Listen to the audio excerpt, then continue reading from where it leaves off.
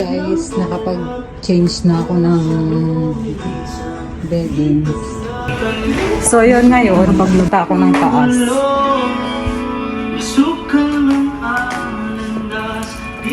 Yung guest ko dito, yun yung mga bakla. Pero ano, lumipat lang sila. Tapos ang sunod na guest ko dito, ano na siya, bukas na ng tawag nito, bukas na ng 10 AM, kaya hindi na ako pwedeng kumuha. Pwede pa sana, kaya lang pang 12 hours lang. Eh wala akong nakikita mga 12 hours lang ng yung need, kaya dito na naman ako matutulog mamaya. So yung susunod na guest dito, kakatuwa kasi masyadong complicated yung schedule nila.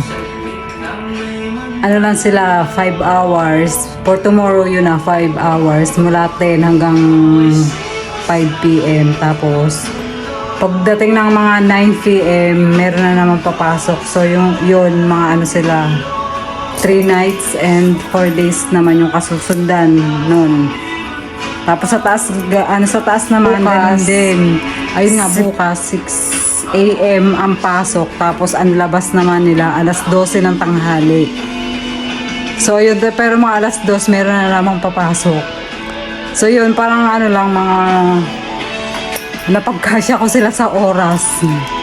Tapos yung susundan naman nung uuwi sila ng alas 12 kinaumagahan sa 16, meron na namang papasok na magi-stay din ng long stay.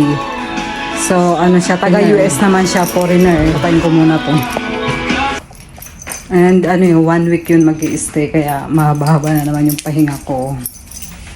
Bago pumunta nga dito, ihatid ko lang to. Nilaban ko to kahapon eh.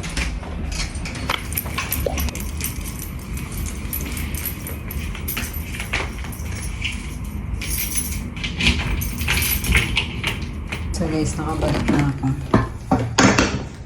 Ako ay magmimerienda. Tatawa ako dun sa guest ko kahapon. Ito, binili ko ito nung lidang nakaraan. Sama ko sila Ara. Tapos kahapon, bago ko umalis, tawag nito?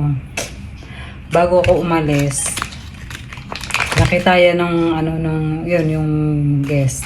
Sabi niya, kung inclusion daw ba to sa binayaran nila. Sabi ko, pwede naman. Kasi iniwan ko sa kanya, sabi ko, kung gusto nyo, kainin nyo yan. Pag nagutom kayo. Tapos ito, nabalikan ko pa siya, ayan o. Pero binawasan na nila kasi marami pa to, kalahati pa to. Parang isang pair lang yung nabawas ko dito nung umaga kasi nga, nasok pa ako, hindi parang kahapon nga yun. Yun. Kaya isang lang yung nabawas ko dito. Tapos kanina pag may natira pa siya. Hindi nila naubos. Tinirhan pa nila ako, nahiya pa sila.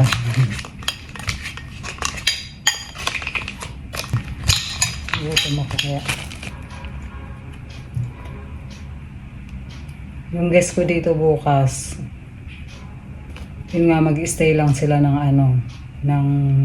naka-vacation lang sila mula alas 10 hanggang 5. Tapos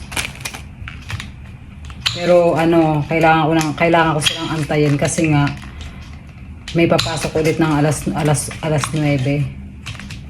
Yun, galing sila ng airport. Yun nga yung mag-stay ng medyo matagal-tagal ulit.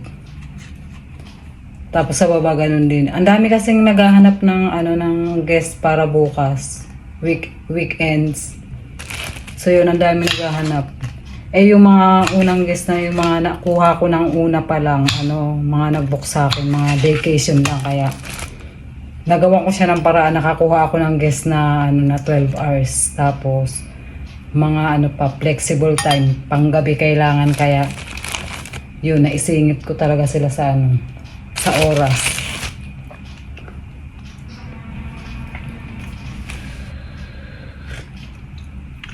Init.